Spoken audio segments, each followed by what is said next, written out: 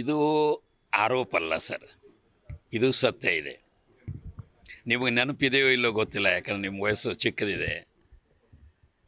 1984ದಲ್ಲಿ ಇರಬೇಕು, ತೆಲುಗು ದೇಶಂ ಪಾರ್ಟಿ ಅಂತ N T Rama Rao ಅವರು ಮಾಡಿದರು. ಆವಾಗ ಆ ಮಹಾ ಡಿಕ್ಟೇಟರು, ಈಗೇನು ದೊಡ್ಡ ಡಿಕ್ಟೇಟರ್ ಇದ್ದಾನೆ ಎಲ್ಲಿ, ಏಕನಾಯಕ ಯಾರು, ನರೇಂದ್ರ ಮೋದಿಗಿಂತಲೂ ಅವರು ಘೋಷಣೆ ಮಾಡಿದರು. ಇವರು ಘೋಷಣೆ ಮಾಡೋ ಧೈರ್ಯ ಆಗಿಲ್ಲ ಇನ್ನು ಇವರಿಗೆ, ಆದರೆ ಅದೇ ನಡೆಸ್ಯಾರ ಇವರು. ಅವರು ರಾಮರಾವ್ ಅಂತ ಒಬ್ಬ ಗವರ್ನರಿಂದ ಯಾವ ವ್ಯಕ್ತಿ ಇಲೆಕ್ಟ್ ಆಗಿದ್ದಾನೆ, ಯಾವನಿಗೆ ನಿಚ್ಚಳ ಬಹುಮತ ಇದೆ, ಏನೂ ಪ್ರಶ್ನೆ ಇಲ್ಲ. N T Ramarao was a very popular fellow.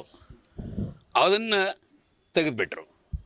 ಅದೇ ಇಂದಿರಾ ಗಾಂಧಿ 1958 ಇರಬೇಕು ನನಗನ್ಸೋ ಮಟ್ಟಿಗೆ, ಮೊದಲನೇ ಇಲೆಕ್ಟೆಡ್ ಗೌರ್ಮೆಂಟ್ ನಮ್ಮೂದ್ರಿಪಾದ ಅಂತ ಕೇರಳದೊಳಗೆ ಕಮ್ಯುನಿಸ್ಟ್ ಗೌರ್ಮೆಂಟು, ಇಲೆಕ್ಟೆಡ್ ಗೌರ್ಮೆಂಟ್ ರೀ, ಗವರ್ನರಿಂದ ಉಚ್ಚಾಟನೆ ಮಾಡಿಬಿಟ್ರು. ಇಂದಿರಾ ಗಾಂಧಿಯವರು ಮಾಡಿದರು ಎಮರ್ಜೆನ್ಸಿಗಿಂತ ಮೊದಲು. ನಿಮಗೆಲ್ಲ ಇವಾಗ ಗೊತ್ತಿ, ಎಲೆಕ್ಷನ್ ಪೋಸ್ಟ್ಪೋನ್ ಮಾಡಿದರು. ಇವತ್ತಿನ ಏನು ದುರುಪಯೋಗ ನಡೀತಾ ಇದೆಯಲ್ಲ, ಇದು ಬಹಳ ಗಂಭೀರವಾಗಿದ್ದಿದೆ. ಇದಕ್ಕೆ ನನ್ನ ಅಭಿಪ್ರಾಯದೊಳಗೆ ಮಹತ್ವದ ಕಾರಣೀಭೂತರಂದರೆ, ನಾವೇನು ಈ ಬಟ್ಟುಗಳನ್ನ ತೋರಿಸ್ತೇವೆ, ಹೆಬ್ಬಟ್ಟು ನಮ್ಮ ಕಡೆಗೆ ತೋರಿಸ್ತದೆ, ನಾವು ನೀವು ಕಾರಣ. ಯಾಕಂದರೆ ನಾವು ನೀವು ಅವ್ರನ್ನ ಪ್ರಶ್ನೆ ಮಾಡದಿದ್ದರೆ ಯಾವ ಕೀಳು ಮಟ್ಟಕ್ಕೆ ಹೋಗ್ತಾರೆ ಅನ್ನೋದಕ್ಕೆ ಇವತ್ತಿನ ರಾಜಕೀಯ ಸ್ಪಷ್ಟ ನಿದರ್ಶನ ಇದೆ. ಈಗ ನೀವೇ ನೋಡ್ಕೊಳ್ಳಿ, ಇತ್ತೀಚೆಗೆ ಸುಪ್ರೀಂ ಕೋರ್ಟಿಗೆ ಹೋದರು. ಅಲ್ಲ, ಒಂದು ನಿಮಿಷ, ಸುಪ್ರೀಂ ಕೋರ್ಟಿಗೆ ಹೋದರು ಕೇರಳದವರು. ಏನು ಹೇಳಿದರು ಸುಪ್ರೀಂ ಕೋರ್ಟ್ದವರು? ಇದು ಯೂನಿಯನ್ ಗೌರ್ಮೆಂಟ್ ಮಾಡೋದಲ್ಲ. ತಮಿಳುನಾಡು ಹೇಳಿದರು ಸೇಮು. ಕರ್ನಾಟಕದವರು ಹೋದರು, ನಮ್ಮ ಬಡ ರೈತರಿಗೆ ಇಲ್ಲಿ ಡ್ರೌಟ್ ಆಗಿದೆ, ಬರ ಆಗಿದೆ, ಅವರಿಗೆ ಪರಿಹಾರ ಬಂದಿಲ್ಲ ಅಂದರೆ ನಾಚಿಕ್ ಗೇಡಿಗಳು ಅವರ ಅಜ್ಜಿ ಹಣ ಕೊಟ್ಟವ್ರಿಗೆ ಮಾಡ್ತಾರೆ. ಅವ್ರ ಹಣಕಾಸಿನ ಮಂತ್ರಿ ಯಾರು, ಇಲ್ಲಿಂದೇ ರಾಜ್ಯಸಭೆಗೆ ಹೋಗ್ಯಾರ, ಕೊಡುವಂತ ಹೇಳ್ತು ಸುಪ್ರೀಂ ಕೋರ್ಟು. ಇದಕ್ಕಿಂತ ಹೆಚ್ಚಿಗೆ ಏನು ಹೇಳಬೇಕು? ಸಂವಿಧಾನದ ಇಂಟರ್ಪ್ರಿಟೇಷನ್ ಸರಿ ತಪ್ಪು ಅನ್ನೋದನ್ನು ನಾವು ಮಾಡೋದಲ್ಲ, ಸುಪ್ರೀಂ ಕೋರ್ಟ್ ಮಾಡ್ತದೆ. ಸ್ಪಷ್ಟವಾಗಿ ದುರುಪಯೋಗ ಮಾಡ್ತಾ ಇದ್ದಾರೆ. ಸಿದ್ದರಾಮಯ್ಯನವರು ಏನು ಮಾಡಬೇಕು ಈ ಕೇಸ್ ಒಳಗಡೆ? ಸಿದ್ದರಾಮಯ್ಯ ಅವರು ಏನು ಮಾಡಬೇಕು ಅನ್ನೋದನ್ನು ಸಿದ್ದರಾಮಯ್ಯವರು ತಮ್ಮ ಅಂತರಾತ್ಮ ಇದ್ದರೆ ಕೇಳಬೇಕು. ನನ್ನ ಈಗಾಗಲೇ ಹೇಳಿಬಿಟ್ಟಿದ್ದೇನೆ, ಅವರಿಗೆ ನೈತಿಕತೆ ಇದ್ದರೆ ಸಾರ್ವಜನಿಕ ಜೀವನದೊಳಗೆ, ಲೀಗಲ್ದಿಂದ ನೀವು ಇರೋದಿಲ್ಲ. ನೈತಿಕತೆ ಇದ್ದರೆ ಆ ಸೈಟ್ಗಳನ್ನ ವಾಪಸ್ ಕೊಡಬೇಕು.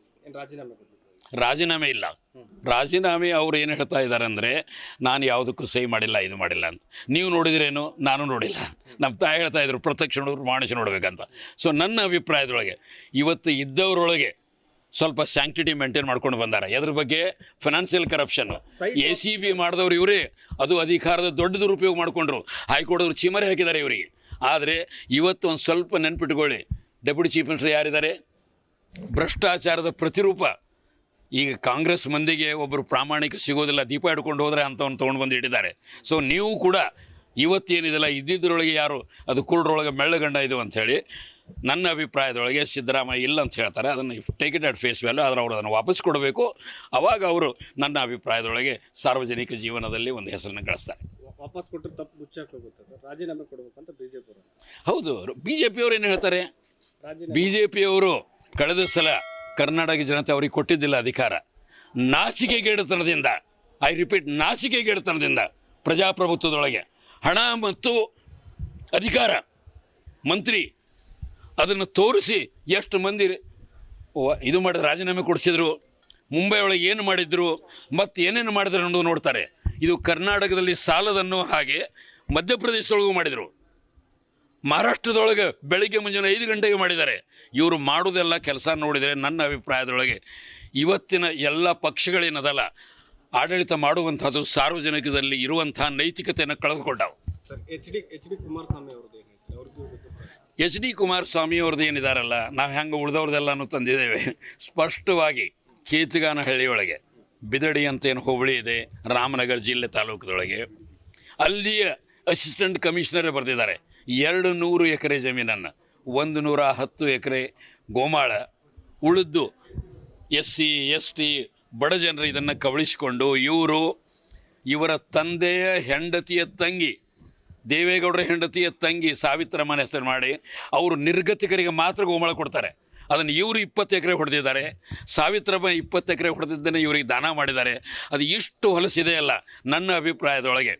ಈಗ ಹೆಂಗೆ ನಾನು ಸಿದ್ದರಾಮಯ್ಯವ್ರ ಬಗ್ಗೆ ನೈತಿಕತೆಯನ್ನು ಹೇಳಿದಿಲ್ಲ, ಇವರಿಗೇನಾದರೂ ಪ್ರಧಾನಮಂತ್ರಿಯಾಗಿ ಕೆಲಸ ಮಾಡಿದ್ದಾರೆ, ಇವರು ಮುಖ್ಯಮಂತ್ರಿಯಾಗಿ ಇವರು ಕೆಲಸ ಮಾಡಿದ್ದಾರೆ, ಈಗ ಯೂನಿಯನ್ದೊಳಗಿದ್ದಾರೆ. ಇವರು ಅದನ್ನು ಯಾರ್ಯಾರು ಇದ್ದಾರೆ ಗೋಮಾಳ ಜಮೀನನ್ನು ಸರ್ಕಾರಕ್ಕೆ ವಾಪಸ್ ಕೊಡಬೇಕು, SC ST ಅವ್ರನ್ನ ವಾಪಸ್ ಕೊಟ್ಟು ಅವ್ರು ಮಾಡಬೇಕು. ಈ ರೀತಿ ಕಬಳಿಸಿದ ಜಮೀನಿನ ಮೇಲೆ ನೀತಿವಂತರು ಸಾರ್ವಜನಿಕ ಜೀವನದೊಳವರು ಇರಬಾರ್ದು. ಈಗ ಹಂಗೆ ಪ್ರಜ್ವಲ ನಾಶಿಗೇಡಿನ ಯಾರಿದ್ದಾರೆ? ನಡ್ಡಾ ಇದ್ದಾರೆ, ರಾಜಕೀಯ ಅಧ್ಯಕ್ಷ. ಪ್ರಧಾನಮಂತ್ರಿ ಅಮಿತ್ ಶಾ ಸಾಕಷ್ಟು ಪ್ರಭಾವ ಇದೆ. ಇಲ್ಲಿ ಯಾರಿದ್ದಾರೆ? ದೇವೇಗೌಡರೇ JDS ಅದು ನ್ಯಾಷನಲ್ ಪ್ರೆಸಿಡೆಂಟ್ ಇದ್ದಾರೆ, HD Kumaraswamy state level president ಇದ್ದಾರೆ. ಇವರು ಅಂಥ ಹೊಲಸ ಸೆಕ್ಷುವಲ್ ಪ್ರೆಡೇಟರ್ಗೆ ಟಿಕೆಟ್ ಕೊಡ್ತಾರೆ ಅಂದರೆ ಇದಕ್ಕಿಂತ ನಾಚಿಕೆಗೆಡ್ತನ ಏನಿದೆ? ಅವರ ತಂದೆನೇ ಹೇಳ್ತಾನೆ ರೇವಣ್ಣಗೆ, ಇವರೇನೋ ಎಷ್ಟೋ ವರ್ಷಗಳಿಂದ ಇದು ಹೊಸದಲ್ಲ ಅಂತ. ಹೊಸದಿಲ್ಲ ಅಂದರೆ BJP ಇವ್ರಿಗೆ ಗೊತ್ತಿದ್ದರೆ ಅದರ ಮುಖ್ಯಸ್ಥರು ಯಾಕೆ ಇವ್ರಿಗೆ ಟಿಕೆಟ್ ಕೊಟ್ಟರು? ಆದರೆ ನಾವು ಏನು ಅಂತ ಅದರ ಬಗ್ಗೆ ಹೊರಗೆ ತಂದೆವು ಆಸಕ್ತಿ ಇದ್ದವರೆಲ್ಲರೂ. ಅದರಿಂದ ಅವನು ಸೋಲಿಸಿದ್ರು, ಅದು ಜನತೆಗೆ ಸಲ್ಲುವ ಶ್ರೇಯಸ್ಸು.